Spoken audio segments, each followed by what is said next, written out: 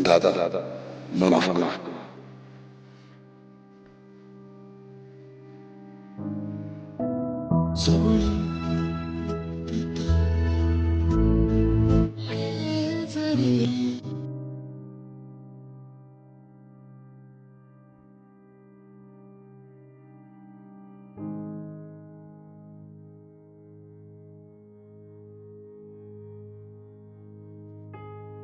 उपस्थित शोकाकुल बंधू भगिनी,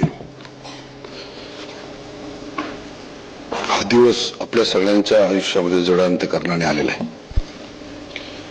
मी उपस्थित सगळ्यांच्या वतीनं, माझ्या स्वतःच्या लांडगे परिवाराच्या वतीनं, पिंपरी चिंचवड शहराच्या सर्व नागरिकांच्या वतीनं मी दादांना भावपूर्ण श्रद्धांजली अर्पण करतो. आणि दादा दादा मला माफ करा.